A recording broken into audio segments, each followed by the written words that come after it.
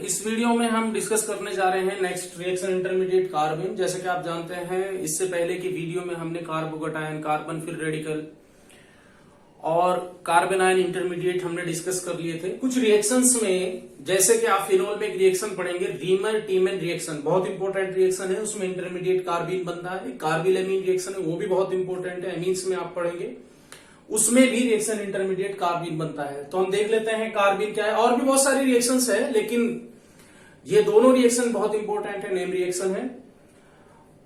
तो देखते हैं कार्बिन क्या होता है। कार्बिन होता है the species in which A carbon has 6 valence electron, 2 bond pair and 2 non bonded electron. यानी कि आउट ऑफ 6, 4 जो इलेक्ट्रॉन्स हैं वो बॉन्डिंग में पार्टिसिपेट कर रहे हैं, 2 इलेक्ट्रॉन्स जो हैं वो बॉन्डिंग में पार्टिसिपेट नहीं कर रहे हैं, नॉन बॉन्डेड इलेक्ट्रॉन्स है कार्बन के वैलेंस शेल में, है ना। ये इलेक्ट्रॉन डेफिशिएंट है क्योंकि 6 वैलेंस इलेक्ट्रॉन है।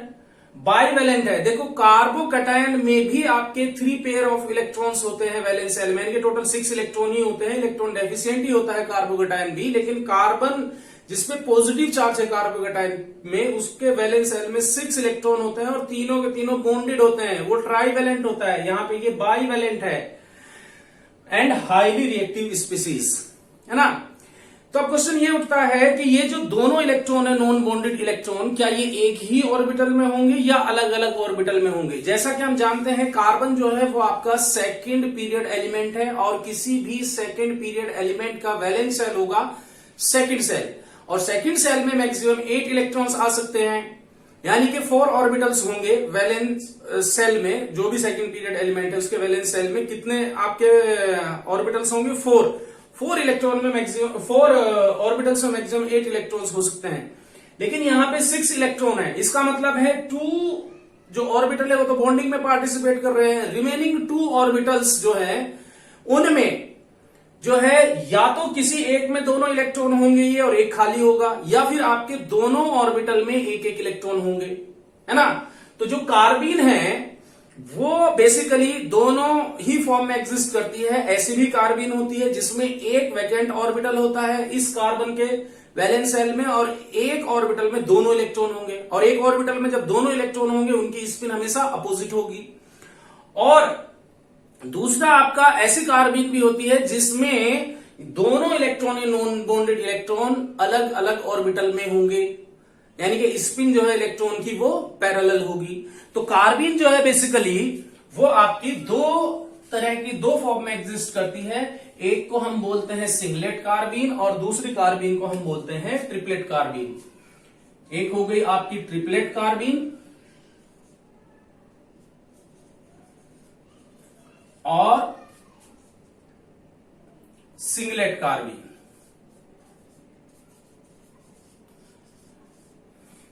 वो कार्बिन जिसमें दोनों इलेक्ट्रॉन कार्बन के एक ही ऑर्बिटल में रहते हैं।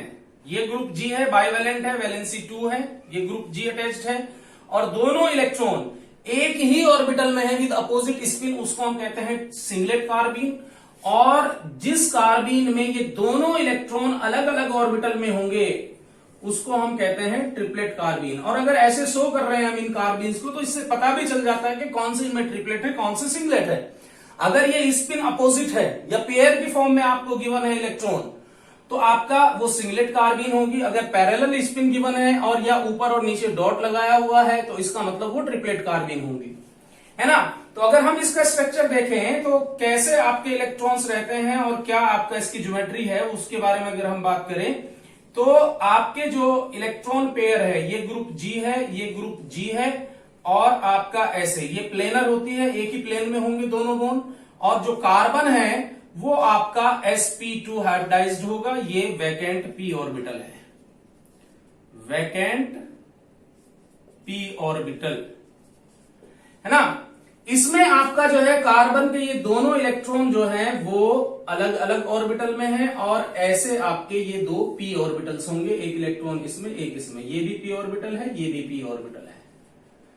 तो ये आपके p ऑर्बिटल्स में इलेक्ट्रॉन रहेंगे। और हाइब्रिडाइजेशन जो होगा कार्बन का हाइब्रिडाइजेशन होगा sp। अब हमने इसको सिंगलेट क्यों कहा है और इसको ट्रिपलेट क्यों कहा है, ये बेसिकली जो है स्पिन मल्टीप्लिसिटी ऑफ इलेक्ट्रॉन के बेस पे आपका जो है इनका नोमेनक्लेचर किया है। ये भी कार्बन है, इसमें भी 6 वैलेंस इलेक्ट्रॉन है, इसमें भी 6 वैलेंट इलेक्ट्रॉन है, इसमें भी 2 नॉन बॉन्डेड इलेक्ट्रॉन है, इसमें भी 2 नॉन बॉन्डेड इलेक्ट्रॉन है। तो हम दूसरों को समझाने के लिए, मान लीजिए मेरे को समझ में आ गया, लेकिन मैं अगर आपको समझाना चाहता हूं आप कैसे आइडेंटिफाई करोगे इनको, तो इनका नाम रख दिया है हमने, एक है सिंगलेट कार्बीन और एक है ट्रिपलेट कार्बीन। तो सिंगलेट कार्बीन में जो है आपका देखो कोई अनपेयर्ड इलेक्ट्रॉन नहीं है इसके वैलेंस सेल में, सारे पेयर्ड इलेक्ट्रॉन है। तो number of unpaired electron by 2 into 2 plus 1, ये होती है स्पिन मल्टीप्लिसिटी। एन 0 है तो ये आ जाएगा 1।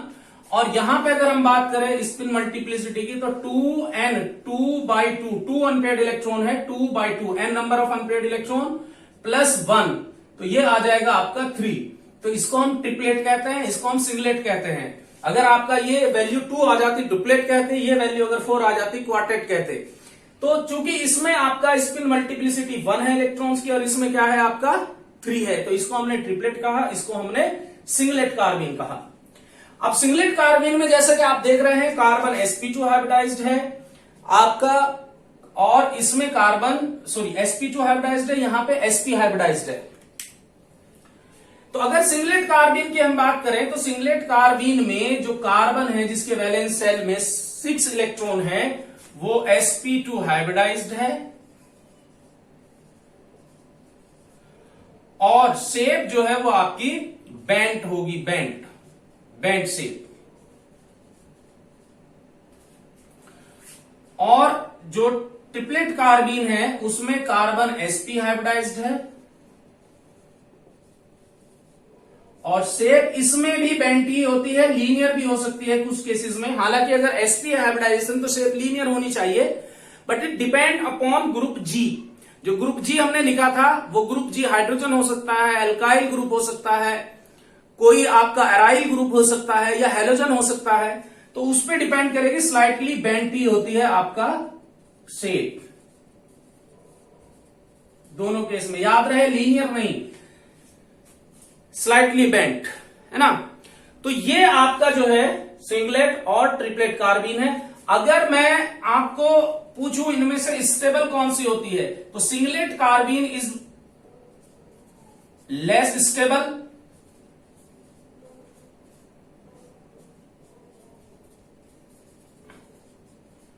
Then triplet carbene, and triplet is more stable.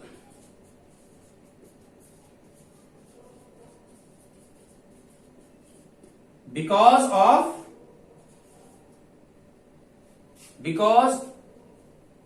it follow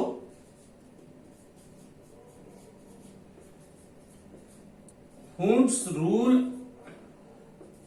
of maximum multiplicity। अगर 2 इलेक्ट्रॉन है और 2 ही ऑर्बिटल है तो दोनों अलग अलग ऑर्बिटल में जाएंगे, इसलिए मल्टीप्लिसिटी 3 आ रही है ना। ये ज्यादा स्टेबल होती है, ये कम स्टेबल होती है।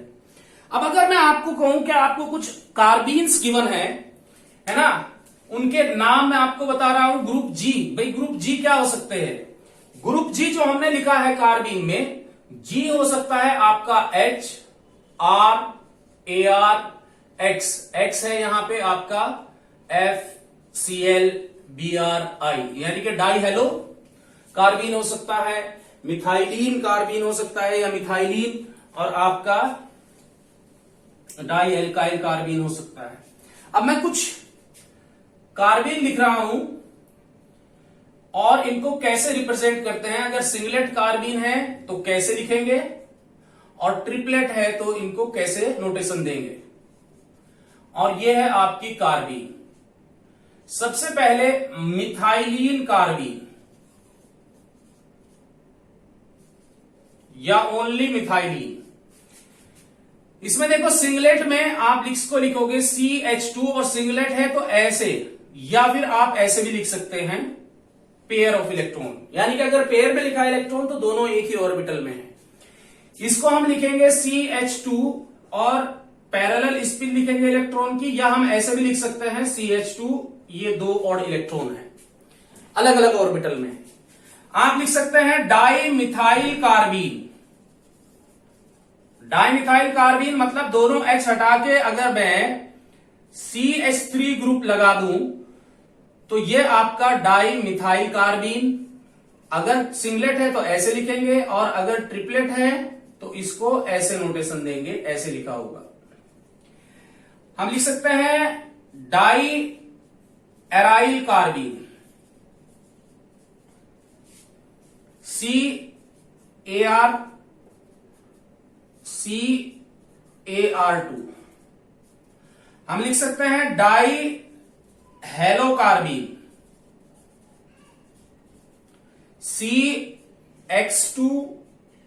CX2। यहां पे आपका जो X है वो FClBrI हो सकता है।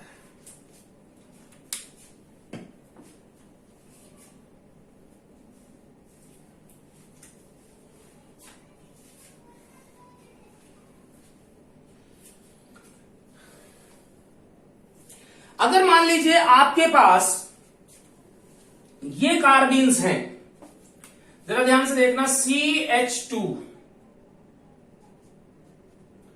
CR2,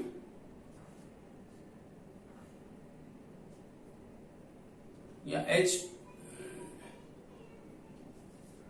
CAR2 और CX2। देखो इलेक्ट्रॉन डेफिशिएंट है आपका कार्बीन, तो जो ये ग्रुप है अगर इलेक्ट्रॉन डोनेटिंग ग्रुप इससे अटैच्ड है तो स्टेबिलिटी ज्यादा होगी, है ना। जितना स्ट्रॉन्ग इलेक्ट्रॉन डोनेटिंग ग्रुप होगा उतनी ज्यादा स्टेबल होगी कार्बीन। हालांकि बहुत हाईली रिएक्टिव है, बहुत अनस्टेबल है, लेकिन रिलेटिवली अगर मैं इनमें कंपेयर करूं तो X जो है बैक डोनेशन से इलेक्ट्रॉन देता है, ये भी आपका पाई ओवरलैपिंग हो सकती है, और ये एल्काइल ग्रुप जो है वो आपका प्लस आई से इलेक्ट्रॉन डेंसिटी जो है वो इंक्रीज करेगा, डेफिशिएंसी को कम करेगा। तो सबसे ज्यादा इलेक्ट्रॉन डेफिशिएंट कार्बन CH2 इसमें होगा, ये स्टेबिलिटी ऑर्डर आएगा अगर मैं इनको कंपेयर करूं तो, है ना। अब हमने बात की थी जो आपका कार्बीन है ट्रिपलेट कार्बीन वो ज्यादा स्टेबल है और सिंगलेट कार्बीन जो है वो आपका कम स्टेबल है। लेकिन during the course of reaction जो कार्बीन बनती है वो बनती है सिंगलेट कार्बीन। अगर सिंगलेट कार्बीन और गैस फेज में आपका ट्रिपलेट बन सकती है, लेकिन एक्वस सॉल्यूशन के हम रिएक्शंस पढ़ेंगे तो एक्वस सॉल्यूशन में तो सिंगलेट ही बनेगी कार्बीन। अगर ज्यादा स्टेबल ट्रिपलेट है तो ट्रिपलेट क्यों नहीं बनती, सिंगलेट क्यों बन रही है ना। अगर ज्यादा स्टेबल है आपका सिंगलेट तो सिंगलेट क्यों नहीं बनती। देखो कार्बीन किसी भी रिएक्शन में केवल तभी पॉसिबल है, तभी बनेगी, उसकी फॉर्मेशन की पॉसिबिलिटी तभी है जब आपका उसमें बीटा एलिमिनेशन ना हो। मान लीजिए मैंने ये कंपाउंड लिया है, यह है इथाइल ब्रोमाइड, आप इसको अल्कोहलिक KOH के साथ अगर हीट करेंगे तो एक H एटम निकलेगा, ये लीविंग ग्रुप है, H प्लस की फॉर्म में लीव करेगा इस कार्बन से, और एडजेसेंट कार्बन से Br निकलेगा और ये आपका कंपाउंड बनेगा इथीन। इसको हम कहते हैं अल्फा, ये बीटा, अल्फा बीटा और ओनली बीटा एलिमिनेशन और 1,2 एलिमिनेशन और 1,2 एलिमिनेशन। लेकिन अगर मान लीजिए आप क्लोरोफॉर्म को रिएक्ट करा रहे हैं OH माइनस के साथ में या एक्वस NaOH के साथ में, तो OH माइनस इस प्रोटॉन को रिमूव करेगा और Cl माइनस हटेगा यहां से, तो ये बन जाता है देखो कार्बीन और H2O। इसमें किसको कहते हैं 1,1 एलिमिनेशन, 1,1 और अल्फा अल्फा और ओनली अल्फा एलिमिनेशन।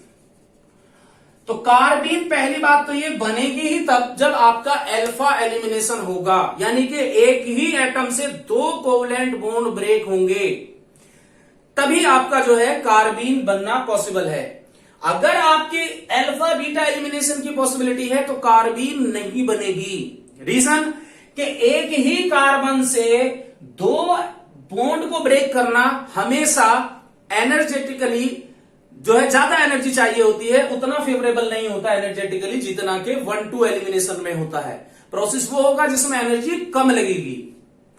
तो ये आपका जो एलिमिनेशन होगा 1-1 एलिमिनेशन ये तभी होगा जब 1-2 एलिमिनेशन पॉसिबल ना हो कंपाउंड में, कार्बिन तभी बनेगी, है ना। अब देखो सिंगलेट और ट्रिपलेट कार्बिन फॉर्मेशन कैसे होता है। मान लीजिए आपने यही एल्कीन बनाई थी, ये है Cl और ये H एटम है, OH माइनस आपने यहां से ये इसके इलेक्ट्रॉन पेयर जो है कार्बन के सेल में रह गए, कार्बन के ऑर्बिटल में रह गए आफ्टर ब्रेकिंग ऑफ बॉन्ड, और Cl माइनस कोई ऐसे निकल गया इन इलेक्ट्रॉन्स को लेके। तो देखो एक कार्बन, ये Cl है ना, और एक वैकेंट ऑर्बिटल रह जाएगा। ये जो Cl है ये इलेक्ट्रॉन पेयर लेके जा रहा है तो वैकेंट ऑर्बिटल रहेगा, और ये आपका फील्ड ऑर्बिटल है sp2 हाइब्रिडाइज। तो कैसी आपकी कार्बीन बनी, ये बनी देखो सिंगलेट। तो सिंगलेट फॉर्मेशन में, सिंगलेट कार्बीन फॉर्मेशन में एक ही कार्बन से दो बॉन्ड हेटेरोलिटिकली ब्रेक हो रहे हैं। लेकिन अगर मैं चाहता हूं, मान लीजिए इसी से मैं चाहता हूं कि आपका ट्रिपलेट बन जाए, तो ट्रिपलेट बनाने के लिए आपको ये बॉन्ड ब्रेक करना होगा होमोलिटिकली, और ये बॉन्ड भी होमोलिटिकली ब्रेक करना होगा।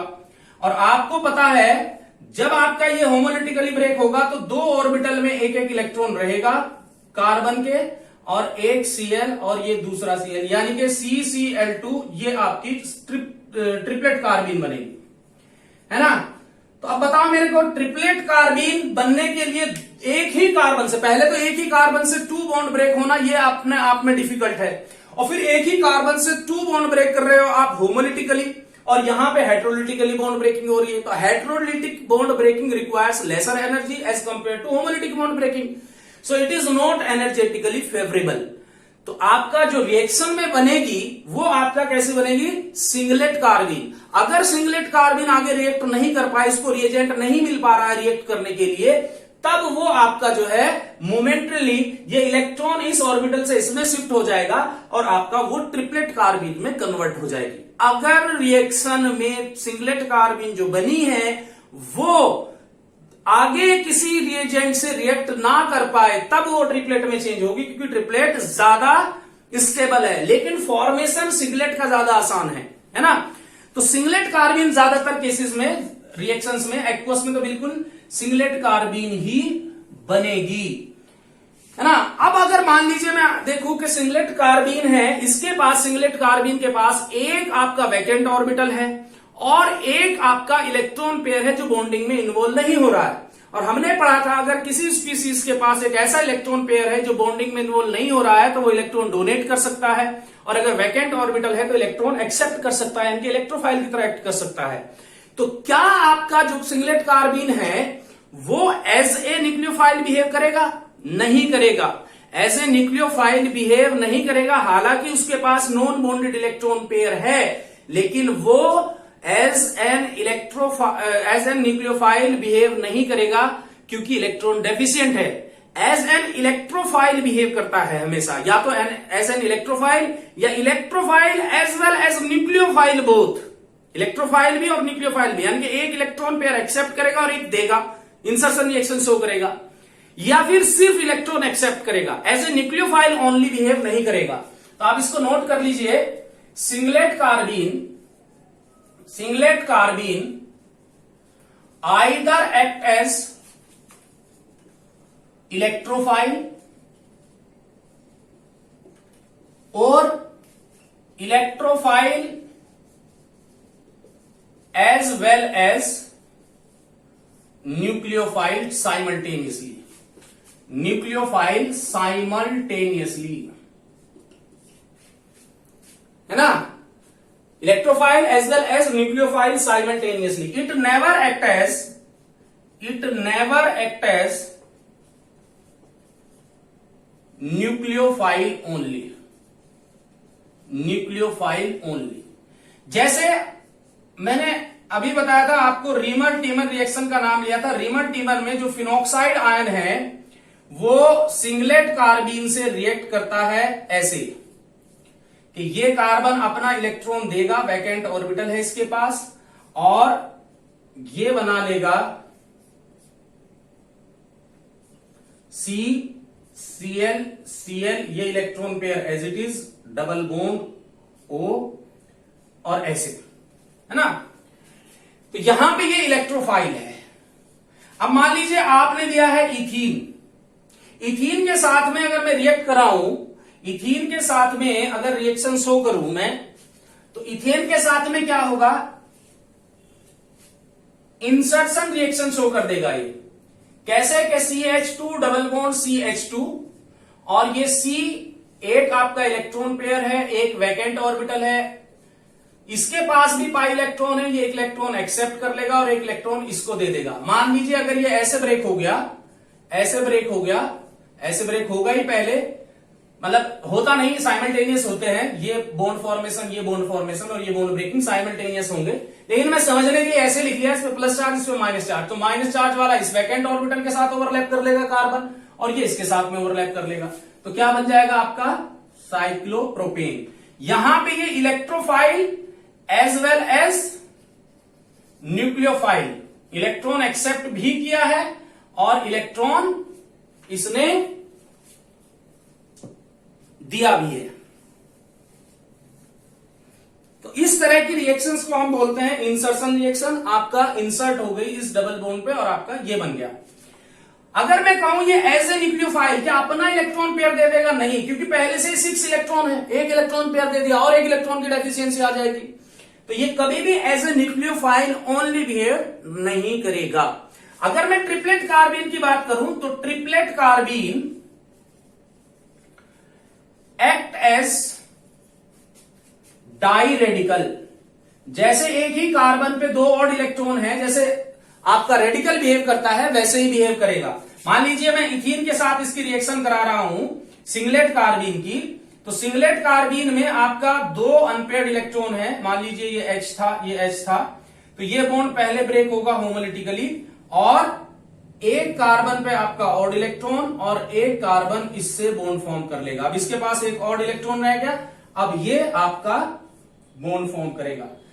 तो ये डाई रेडिकल की तरह एक्ट कर रहा है, बिल्कुल रेडिकल की प्रेजेंस में। कैसे होता है? होमोलिटिक बॉन्ड ब्रेकिंग होगा, ये भी रेडिकल समझो, बस 2 ऑड इलेक्ट्रॉन है इसके पास, तो ये होमोलिटिकली ब्रेक कराएगा, बॉन्ड फॉर्म करेगा। फिर यानी कि 2 स्टेप में, इंपॉर्टेंट ये है 2 स्टेप्स में होगी यहां पे रिएक्शन हमेशा। इसकी रिएक्शन 2 स्टेप्स में होगी और इसकी रिएक्शन एक ही स्टेप में हो रही है, सिंगल स्टेप में इंसर्शन हो रहा है, सिंगल स्टेप। ये सिर्फ मैंने समझने के लिए लिखा है, ऐसा नहीं होगा, सिर्फ एक स्टेप में आपका ये बन जाएगा, है ना। तो इस तरीके से इनका बिहेवियर है जो आपका इंपॉर्टेंट, ज्यादा इंपॉर्टेंट है। सिंगलेट कार्बीन, सिंगलेट कार्बीन जो है वो ऐसे electrophile as well as nucleophile simultaneously behave करेगी, या फिर as a electrophile only.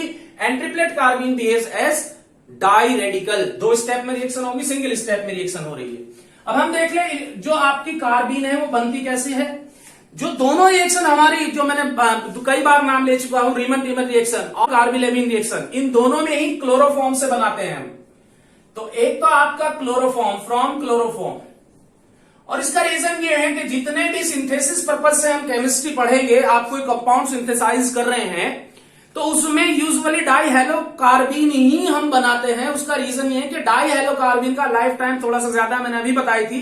Methylene carbene या डाई अल्काइल कार्बीन या डाई अराइल कार्बीन जो है वो उतना स्टेबल नहीं होता जितना के आपका हेलो डाई हेलो कार्बीन होता है। तो इसमें आपका मान लीजिए ये आपने लिया था क्लोरोफॉर्म और इसको बेसिक मीडियम में अगर आपने रख दिया, एक्वस NaOH के साथ रिएक्शन करा दी, तो ये इसका minus charge as a base behave करेगा, ये निकल जाएगा और ये निकल जाएगा, डाइक्लोरोकार्बीन आपको मिल गया प्लस वाटर, है ना।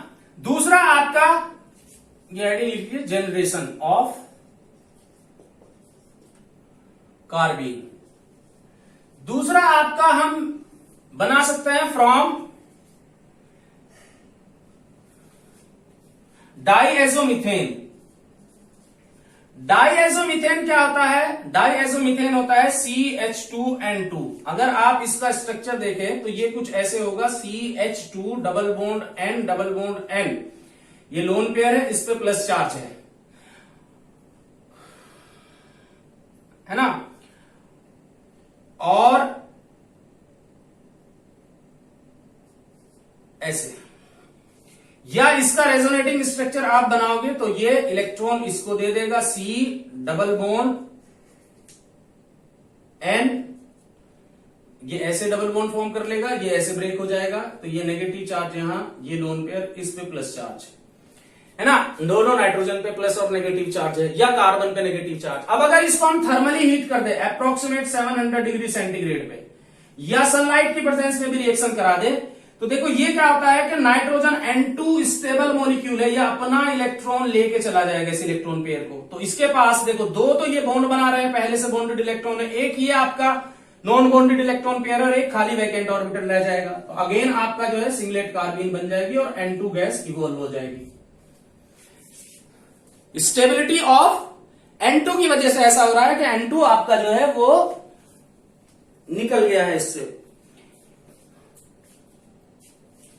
और हम बना सकते हैं क्या, एक आध तरीका कोई और, कीटीन से बना सकते हैं, फ्रॉम कीटीन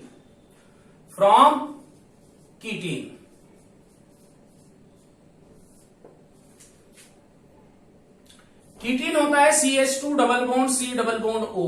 अगर इसको थर्मली आप हीट कर देंगे तो इसमें भी क्या होता है, आप इसको ऐसे लिख सकते हैं, इसका रेजोनेटिंग स्ट्रक्चर क्या, कि ये आपका इलेक्ट्रॉन पेयर इसके साथ में बॉन्ड फॉर्म कर ले तो ये बन जाएगा CH2 minus C triple bond O plus, है ना। और अगर ये बॉन्ड अगेन फिर ऐसे ही देखो 2CH बॉन्ड, एक आपका नॉन बॉन्डेड इलेक्ट्रॉन, और CO बीइंग स्टेबल ये अपना इलेक्ट्रॉन पेयर लेके निकल जाएगा, हीट करने से क्या बन जाएगा CH2, ये कार्बीन बन गया, और ये CO स्टेबल मॉलिक्यूल, CO मतलब ये स्ट्रक्चर होता है CO का, है ना। तो अब ये कार्बीन की जो आपकी रिएक्शन होती है एल्कीन में, बहुत इंपॉर्टेंट, अगर कोई एल्कीन मान लीजिए 2 ब्यूटीन है तो 2 ब्यूटीन सिस और ट्रांस आइसोमेरिज्म शो कर सकती है। तो जब आप सिंगलेट कार्बीन को रिएक्ट कराओगे सिस 2 ब्यूटीन से तो सिस साइक्लोप्रोपेन बनेगा, सिस डाइमिथाइल साइक्लोप्रोपेन, और अगर ट्रांस से कराओगे तो ट्रांस, यानी कि स्टीरियो स्पेसिफिक रिएक्शन। लेकिन जब आप ट्रिपलेट कार्बीन से रिएक्ट कराओगे 2 ब्यूटीन की, चाहे वो सिस हो चाहे ट्रांस हो, mixture of cis and trans isomer मिलते हैं, ये स्टीरियो सेलेक्टिव होती है जो रिएक्शन होती है, एक थोड़ा ज्यादा अमाउंट में मिल जाएगा, थोड़ा कम अमाउंट में मिल जाएगा जब आप ट्रिपलेट कार्बीन के साथ। लेकिन ये रिएक्शन अभी मैंने जस्ट नाम दिया है, स्टीरियो स्पेसिफिक रिएक्शन क्या है या स्टीरियो सेलेक्टिव रिएक्शंस क्या है। जब हम एल्कीन में रिएक्शंस को डिस्कस करेंगे तो हम कार्बीन की रिएक्शंस भी पढ़ेंगे, वहां डिस्कस करेंगे। अभी के लिए इतना ही, और इतना सफिशियंट है मेरे ख्याल से, है ना। तो ये कार्बीन अगर आप इतना याद रख सको जितना आपको बताया गया है तो सफिशियंट है। उम्मीद है ये वीडियो आपको पसंद आएगी, आपके जो है चीजें जो आपको चाहिए, जो कॉन्सेप्ट्स वो इसमें हैं, और आपको समझ भी आई होगी, है ना। तो आज के लिए इतना ही इस वीडियो में, बाकी आपका नाइट्रीन और बेंजाइन इंटरमीडिएट वो हम नेक्स्ट वीडियो में डिस्कस करेंगे।